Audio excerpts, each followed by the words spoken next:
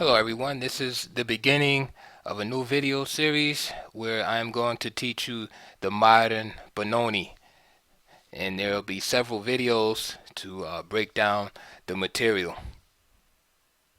Okay, let's get started. So the modern Benoni starts with uh, these moves: d4, knight f6, c4, and the move c5. So we are now going to be discussing uh, for instance, the old Benoni, which is d4, c5, or the Czech Benoni, but strictly the modern Benoni.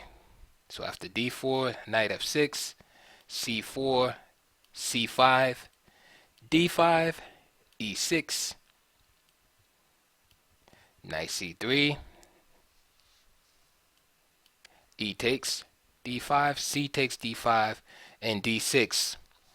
Following up with the move g6 and the development of the dark squared bishop on the long diagonal. Okay, the first thing to notice after this pawn exchange that takes place on d5 is that white is left with an extra pawn in the center on the king side, and black has a majority on the queen side. You can see it here, this 3-2 majority. All right, so this is going to determine each side's initial strong points, so to speak. Black is going to have this powerful bishop on g7, occupying this open diagonal, which of course was provoked by the move c5 when white played d5. So now black has this beautiful open diagonal. However, let's take some graphics away. However, white is going to be able to place a knight here on this square, c4. And let's push that up. So with this knight being on c4 here, white will be able to attack the weakness on d6. This also supports the central break, e5, and this is what white is intending to do. Okay, so right now we're not going to get into all of the typical tactical and strategic motifs for both sides, but generally white is going to play on the center and king side, and black is going to base his game on the queen side. And the advanced b5 is going to be black's general aim. Now, however, sometimes the roles are reversed. White will break with b4 and open the queen side if that works for him, and black can make progress on the king side. So everything will depend on the pawn structure and the positioning of each side's pieces. Okay, the important thing to understand, and I think the most important thing to understand about the Benoni, is that it's a defense based on counterattack. Okay, rather than aiming and equalizing slowly, for instance, the queen's gambit decline, for that matter. All right, it creates an immediate imbalance, as I pointed out to you, with the pawn preponderance in the center for white, the pawn majority on the queen side for black. So it immediately creates an imbalance in the position. So therefore, it's an ambitious defense, and it's not devoid of risk. So know that going in. It's not for the faint of heart. Okay, so another thing is to realize is having a pawn less on the king side. Okay, remember you have these 3 pawns over here to 4. Having a pawn less on the king side for black, it insinuates that black's king will often be more vulnerable than white's king. Okay, because white has another soldier to storm the king side with. All right. Now, another thing about this defense is black has a great variety of tactical resources. So this is why dynamic players often chose this defense. For instance, everybody knows the young Mikhail Tal, Bobby Fischer played it, Gary Kasparov when he was young. Veselin Topalov. Okay, the dynamic players have normally tried this defense. However, players like Kramnik and Karpov have also played this defense. This defense has been tried 3 times in World Championships, one by Tal, another Fischer, and most recently Vladimir Kramnik. And remember when Kramnik was playing against Peter Liko, and in the penultimate game of his 2004 match, where he was down and behind, he went for the sharp Benoni to try to get a win. Okay, in the tie of the matchup. All right, so with all the marbles on the line, he chose the Benoni. Fischer also 2 down, right? 2-0 down in the 1972 match against Spassky, went for the Benoni. Okay, so let's hop right in. Okay, we're first gonna deal with the classical variation. All right. Now the classical variation is reached right after the moves I just showed you. D4, knight f6, c4, c5, d5, e6, knight c3, e takes d5, c takes d5, d6. In fact, let's just just put it on the board. Okay, e takes, c takes, d6, knight f3, g6, e4, bishop g7, and now bishop e2. All right, this has been the main line of the Benoni for many, many years. Okay, White makes his standard moves, and he holds back on his decision on where to develop this bishop, and as well as maneuvering this knight right here. Now, Black has 3 basic plans that he tries in this position. One is he plays bishop g4 in order to get rid of this bishop, which often finds itself without a meaningful role in the game. So what Black does is plan on playing bishop g4 to simply exchange this bishop for this knight on f3, which is often very useful to White. Okay, this makes the e5 push less strong. All right, and as a result of the exchange, Black can attain greater control of these important dark squares in the center. All right, and since it's early in the game, White's bishop pair doesn't, make itself felt immediately, and his central majority is basically hindered for the time being by his own pieces. All right, so the first game we're going to look at is dealing with that scenario. Okay, so let's look at it. This game is from Moscow, 2006, and with the white pieces is Alexei Korotelev, and with the black pieces, Vladimir Okopian. Game started out d4, knight f6, c4, c5, d5, e6, knight c3, e takes, d5, c takes d5, d6, knight f3, g6, e4, bishop g7, bishop e2, castles, castles, and now a6. Okay, now this move regularly appears in most lines of the modern Benoni. It prepares the advance, obviously b5 by controlling the b5 square. It also stops possible knight b5 by white. All right, and later on we're going to see a tactical line where it's important for black to have this pawn on a6. a4 was played, of course, playing against the idea, and now bishop g4. All right. This was Kasparov's favorite line when he was younger. Getting rid of this bishop gives the black pieces more space and means they won't be tripping over each other. Bishop f4.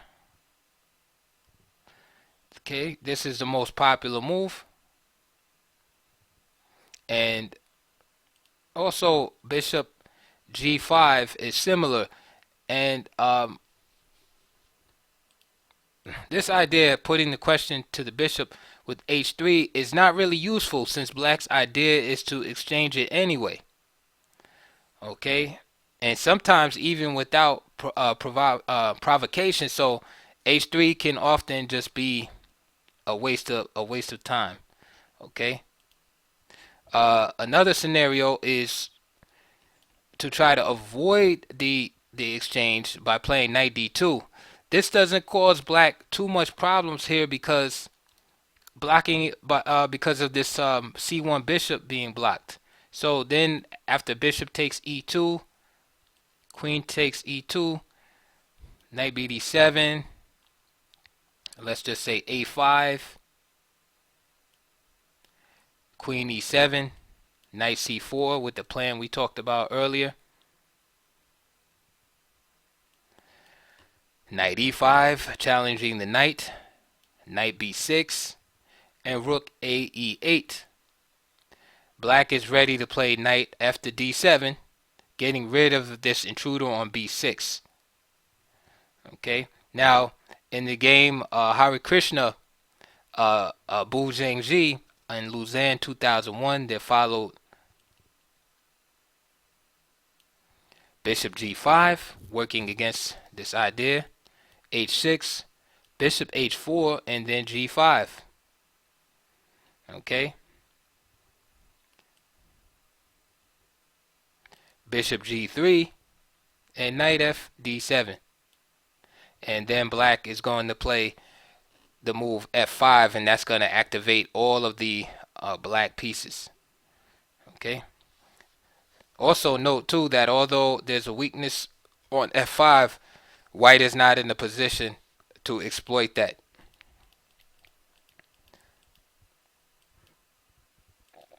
So now we get back to our game.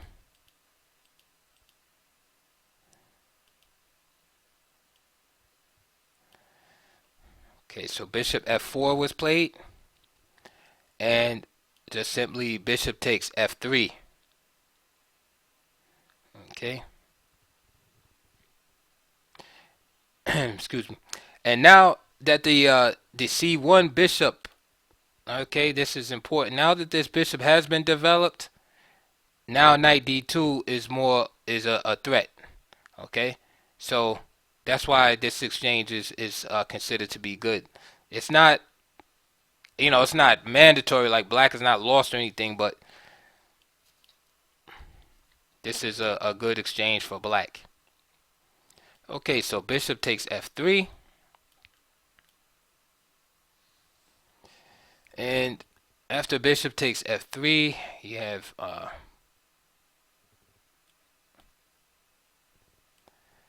bishop takes f3, queen e7, and now rook e1. Okay. Queen d2 is also possible. And white has two plans here. One is to play on the queen side with the move a5, and then later on b4. And as you can see, even right here, that's not easily accomplished. And the other is to start a kingside pawn storm. All right.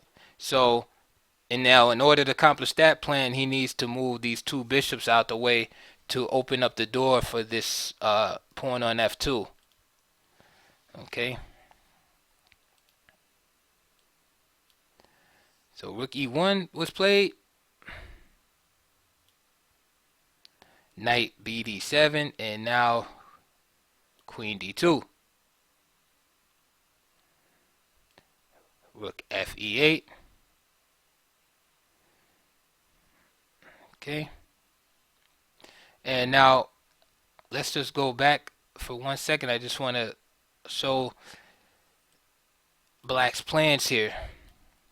It's very important so you can learn this opening. So after Queen D2,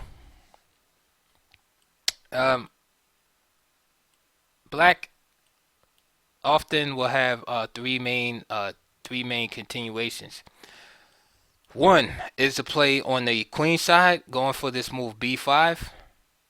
Okay, and this plan is done whether white is played A5 or not. Doesn't matter. Okay. In order to do this, he has to move his rook over to B8, and also the king's knight can also provide useful assistance with this maneuver, knight E8 and to C7. You see how that would support B5 also. Okay, because the knight supports B5 and it protects the A6 square after the B pawn is advanced. And now, if white has played A5 already, right? Say this pawn is here, then black can use the B5 square as a a jump off point to get to D4. Okay, so that's one plan. The other plan is to play on the king side with the move H5, then knight H7, and the idea here is to then move the knight to G5, or play the pawn to G5 and G4. Okay. The other idea is to play the move C4 and then continue with knight C5. Then this knight replaces it on D7. Okay, and then knight E5. All right, and of course, all these ideas white will try to prevent. Okay, but it's important to know these plans right here. Okay, let's continue with the game. All right, so after knight BD7, queen D2, and rook FE8 was played. Okay, and of course, notice by occupying E8, black is giving up the first plan that was mentioned. That idea of knight coming to E8 and C7. Okay, but he keeps the option of playing the other two plans. For instance, H5, the H5 plan that we mentioned, and also the idea of C5 with the knight, C4 with the knight coming to C5. So rook FE8,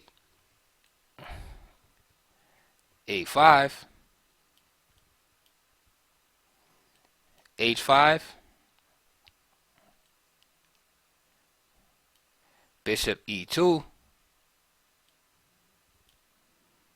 and now knight H7. All right, now this is one of the typical positions, and notice how black is following one of the aforementioned plans. Okay, so now black is hoping to expand on the king side with G5. Another alternative is rook AC8. Okay, bishop F1, and basically white is just moving this bishop out of the way just to decide how to continue. There's really nothing, no useful spot for that bishop right now, so white just, kind of gets it out of the way. I guess another option is like a move like rook AB1, trying to push this pawn to B4, and that's been tried before. So black continues with this plan, G5, and if you notice, that's one of the downsides of moving this bishop back, is now the this pawn is not under attack. All right. Again, notice there is a hole here on F5, but it doesn't seem like white can really exploit that. Bishop E3, queen F6, and this queen is going to G6. F3, h4. This threatens to play h3 at some point to weaken the structure on the king side. h3. Okay, so you can almost fill in the notes here. H3 has been prevented from black side, but uh, the structure is now kind of rigid and stiff, and all the pawns are on the same color as the f1 bishop. All right, and one thing to think about is that with the two bishops, you would like your pawns to be mobile, of course, and so to me, this favors black, the having a rigid pawn structure, because it favors the knights. All right. So after h3, queen g6, rook a to b1, with the idea of playing b4, and now Akopian plays rook a c8. Now this is a logical move because the idea is to try to prevent the advance b4 by putting this x-ray on this knight right here. All right. The problem is that tactically it doesn't work, and you'll see in a minute. Perhaps better is knight e5. Perhaps better is the move knight e5, and the idea to meet b5 with the move c4 when this knight is ready to go. Excuse me, b4 with the move c4 when the knight can easily hop in to d3. So let's see what happened. So rook a c8 was played, and now knight d1. Now, what's the idea here?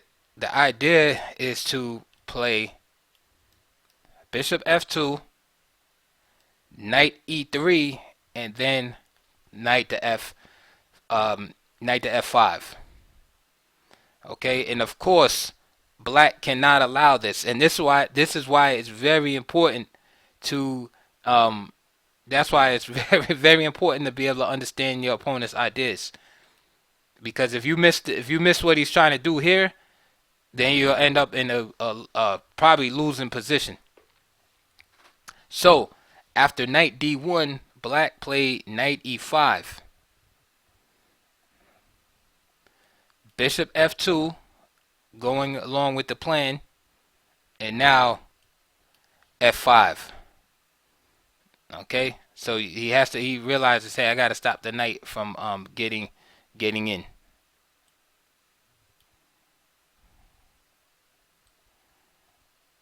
Knight c3. All right. Now you need to realize here that although black has made some progress on the king side, white's position is rock solid. That pawn structure is rigid, but it's solid. It's not like black is threatening to break through, and get some kind of great attack going. All right. White's position is really solid, and he has a simple plan, which is to play b4. So it's kind of like white's plan is more clear. Black kind of has to make something happen on the king side. If you can understand that, he kind of has to search, play more dynamically, stir the pot up, mix it up a little bit. And this is what black does. F takes e4, knight takes e4. Now the rook comes over to f8, king h1, and now rook f4. And the idea is rook cf8, and then maybe g4. Okay, just building up the forces on the king side. Perhaps even bluffing white a little bit, scaring white. Bishop e3. And notice how black's movements on the king side have kind of intimidated white, so to speak, from just going along with the simple plan of cracking open the queen side. So bishop e3 is played.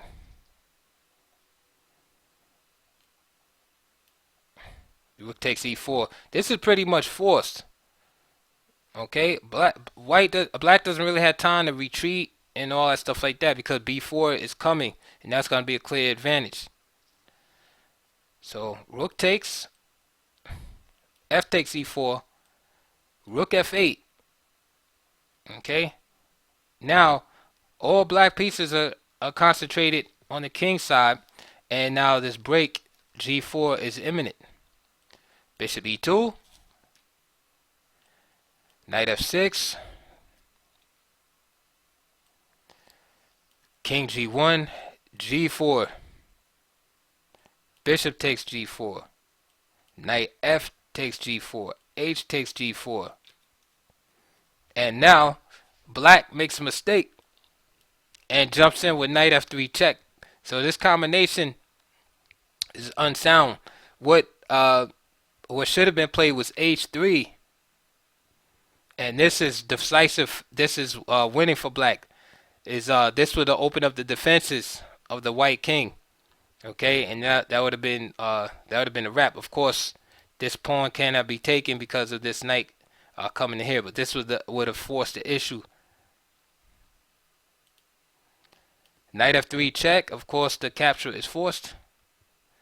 G takes, rook takes, rook e2, rook g3 check, and now it's white's turn to return the favor. Rook g2 question mark. Okay, if you want, you could pause the computer right now and find the tactical refutation here. Needless to say, if king f2, then white should be just winning here at this point.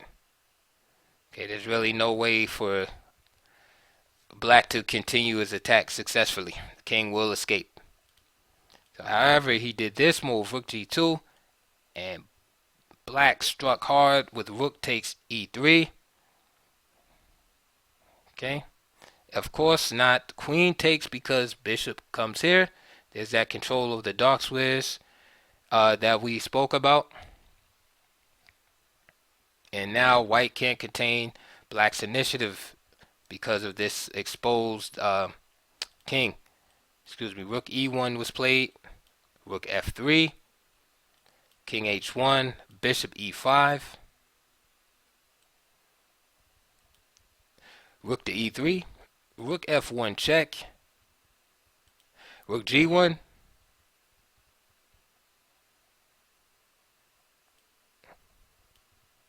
queen to f6, queen e2, and then just simply rook f2, and Karatliev resigned. Alright, so that is your first lesson in the Benoni. I hope you enjoyed that. I hope you learned something about the Benoni from the black side. It's very enterprising, dynamic defense. You definitely have to be willing to take chances, and if you're that type of player, a dynamic player, this is definitely a good opening to pick up. You'll have many exciting games in playing this. All right, so we'll see you on the next video, and please like and subscribe and donate and all that good stuff if you can, and check the links below. And there's some good books also that I attached to my videos now. So I'll see you on the next one.